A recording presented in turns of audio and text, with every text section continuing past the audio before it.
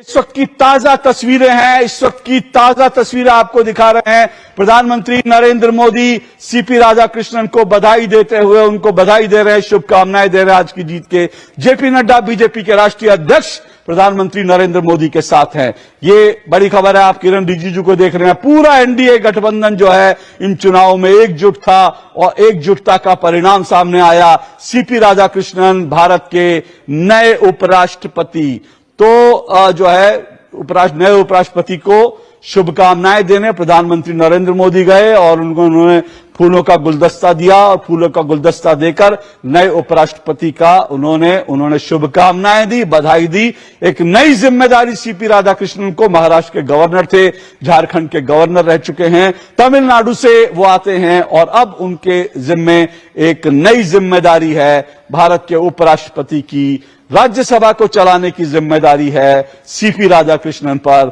और एनडीए के लिए प्राउड मोमेंट, एक गर्व का पल, गर्व का क्षण है ये एनडीए के लिए। प्रधानमंत्री नरेंद्र मोदी शुभकामनाएं देने सीपी राधाकृष्णन के पास गए और उन्हें शुभकामनाएं दी। कुल मिलाकर 15 वोटों की सेंध लगी, बड़ी जीत है सीपी राधाकृष्णन की। और लगातार कुछ लोग ये विश्लेषण कर रहे थे कि जो है तेलुगु देशम, तेलुगु बिड्डा के नाम पर, तेलुगु प्राइड के नाम पर जो है बी सुदर्शन रेड्डी को वोट कर सकती है, लेकिन उल्टा हुआ।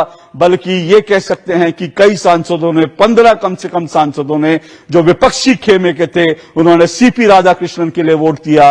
और प्रधानमंत्री नरेंद्र मोदी ने पहले ही सीपी राधाकृष्णन के लिए कहा था कि वो एक योग्य व्यक्ति हैं और वो इस पद के बिल्कुल योग्य हैं। तो इसलिए जो है आप देख रहे हैं, आप प्रधानमंत्री नरेंद्र मोदी उनको शुभकामनाएं देने के लिए पहुंचे हैं। और जब प्रधानमंत्री नरेंद्र मोदी की तरफ से, एनडीए की तरफ से जब सीपी राधाकृष्णन का नाम तय किया गया था, तो यह भी एक चौंकाने वाला फैसला था, बहुत चौंकाने वाला फैसला था। बहुत से राजनीतिक विश्लेषक ये कह रहे हैं कि बीजेपी की नजर दक्षिण की राजनीति पर है, तमिलनाडु पर है, लेकिन प्रधानमंत्री नरेंद्र मोदी और साथ साथ उनकी टीम के जो फैसले होते हैं वो शायद क्षेत्रवाद से ऊपर उठकर होते हैं। और सीपी राधाकृष्णन को कई अन्य कारणों से चुना गया, इसको लेकर कई बार बीजेपी की तरफ से बताया गया और बीजेपी ने इसे नक्सलवाद बनाम राष्ट्रवाद की लड़ाई कहा कि सीपी राधाकृष्णन राष्ट्रवाद के प्रतीक हैं, जबकि नक्सलवाद के प्रतीक उन्होंने बी सुदर्शन रेड्डी को कहा, क्योंकि सलवा जुडुम को लेकर उनका एक फैसला जो है उसको लेकर बीजेपी पूरी हमलावर रही विपक्ष के उम्मीदवार की तरफ। और यह भी कहा नक्सलवाद से लड़ाई में